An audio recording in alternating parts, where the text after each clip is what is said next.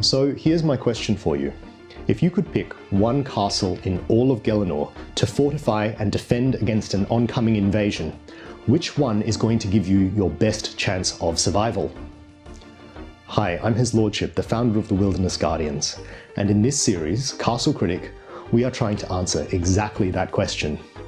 This is episode 5, and it's a special one because we're going into the wilderness to explore the Dark Warriors Fortress. Now you may already have the question in your head, hold on, fortress?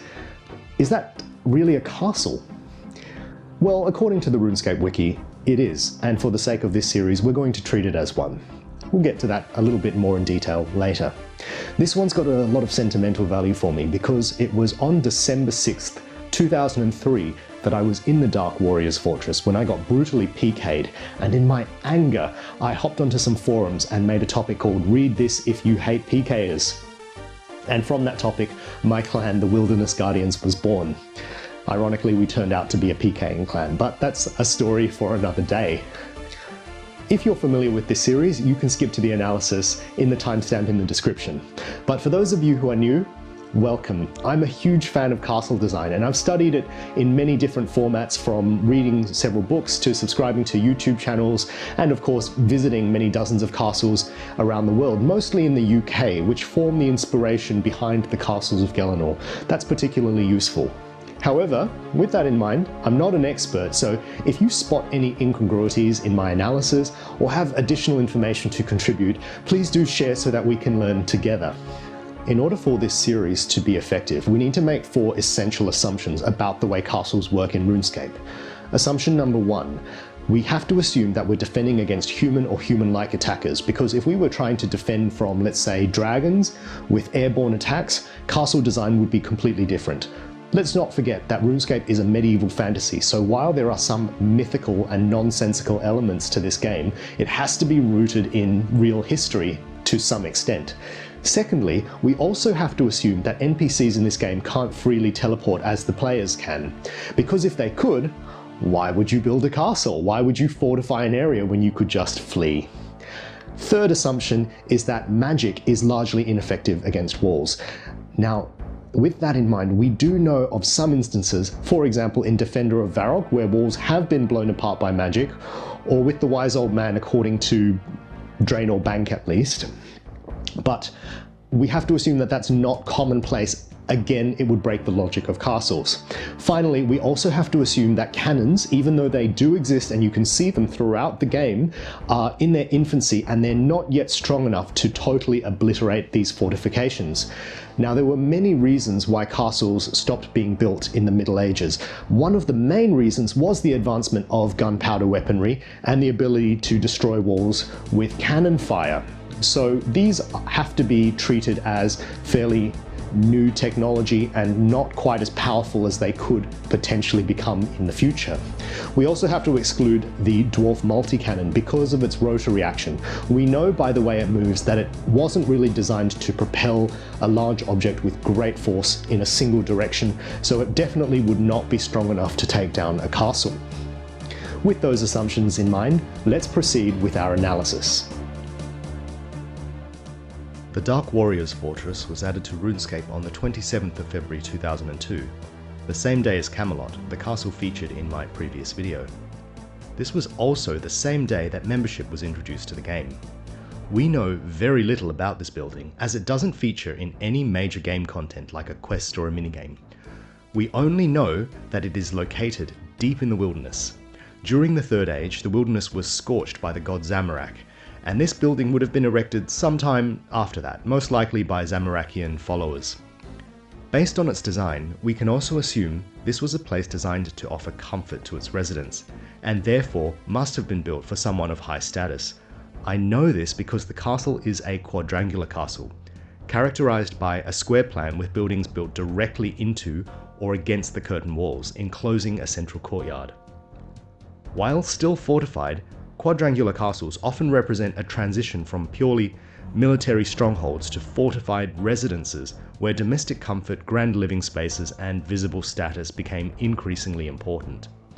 The builder's original master, however, is lost to the ages. Let's look a little closer at its location. The castle is on a small mound surrounded by generally flat land. The mound itself is probably man-made, using earth that was excavated from the surrounding moat. This is highly advantageous as it slows down the siege weapons that might be advancing, such as ladders and rams, and it also hinders miners. This holds true to examples in the real world. Elevation has always been a castle's greatest asset. As to why it had to be built here in level 14 Wilderness, well, your guess is as good as mine. There are no good natural defenses around the castle, but it's often the case that a location is chosen for its strategic value or convenience, rather than just its defensive potential. Understandably, the surrounding land is totally unsuitable for farming and therefore cannot supply the castle with provisions in case of a siege. Fortunately, the Dark Warriors seem to be well stocked with ample shelves, larders, and crates stuffed presumably with supplies.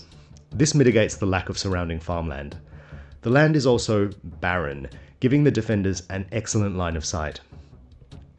Let's look at the building itself now. This is the smallest castle we've examined so far, and it could very well be the smallest in the entire series. That isn't necessarily a bad thing. After all, building a castle is expensive, and if you don't have a great deal to protect, there's no point in building something the size of, say, Varrock Palace. It's clear in this case that the Dark Warriors are not expecting to defend against a truly massive invading force, because such a force would likely never want to make claim to this relatively unimportant territory. For its size, it packs a big punch. Check out the beautiful water-filled moat. What it lacks in breadth, it makes up in depth. The tree roots protruding from the moat indeed have some defensive value, as they might slow down the advance of siege equipment such as ladders. They might even snag some less capable swimmers. The fortress itself can only be accessed via one small bridge. I do lament that the bridge doesn't lead into a gatehouse. To me, that seems like a wasted opportunity. It would be advantageous for the defenders to have the attackers bunched up and flanked inside a gatehouse where they can be slowly picked off, perhaps with some well-placed murder holes.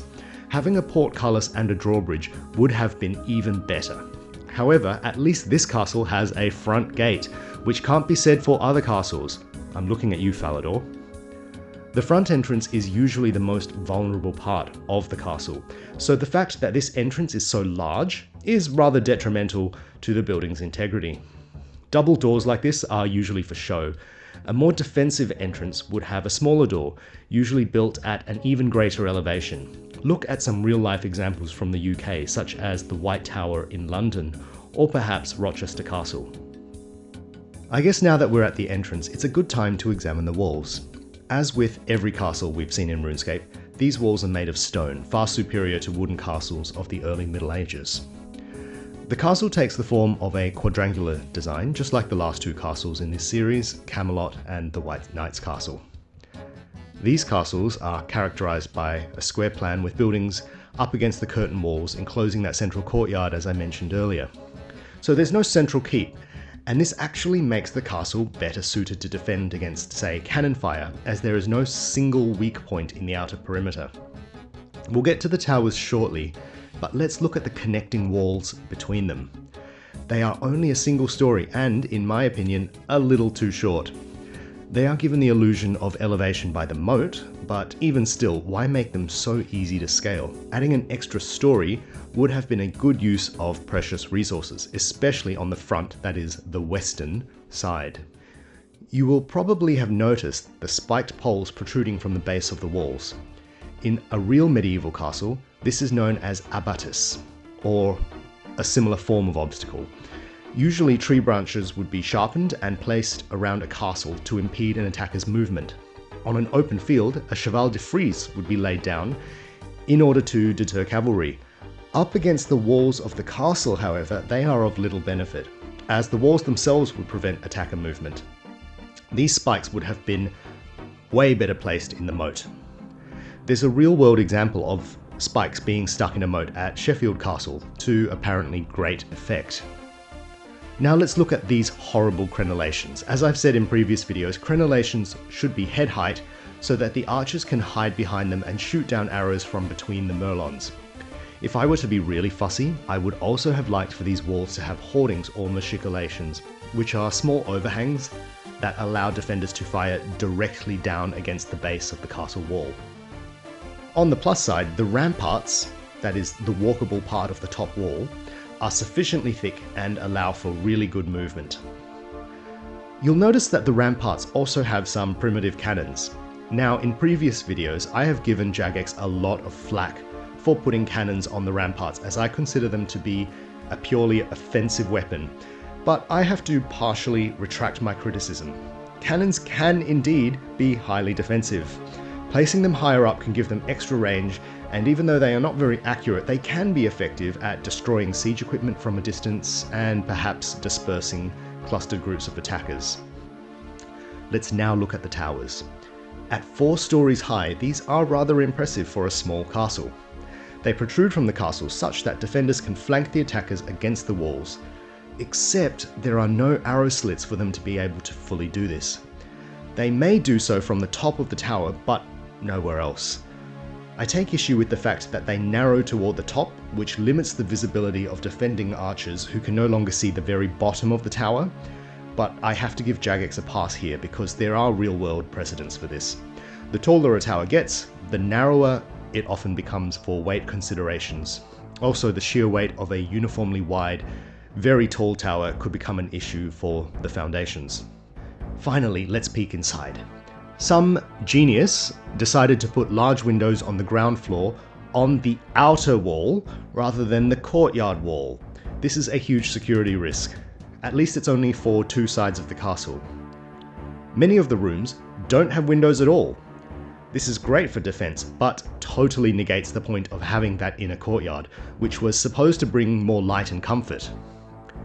One beautiful design aspect of the room is that they are laid out such that an attacker must pass through every room sequentially, allowing the defenders a staggered retreat. There is only a single path to the final ground floor room with the Chaos Rune. Notice that to get upstairs you have to take a ladder. This is a great space saver, and the ladder can be withdrawn from lower floors, but this is only a temporary hindrance, as new makeshift ladders could easily be assembled. Nevertheless, it is one more point of defense. All in all, the Dark Warriors Fortress is a rather well-designed castle. Sure, it may lack a gatehouse, and its front entrance is far too large, and let's not talk about the windows, but it has a lot going for it. The moat is clearly beneficial, as is the quadrangular design with 4 protruding towers, and it also appears the castle is well provisioned for a long siege. I can safely award this castle 4 stars. This is my highest rating for a castle so far, and it's come from one of our most unlikely candidates. But yes, the Dark Warriors Fortress is, 5 episodes in, Gelinor's most defensible castle so far.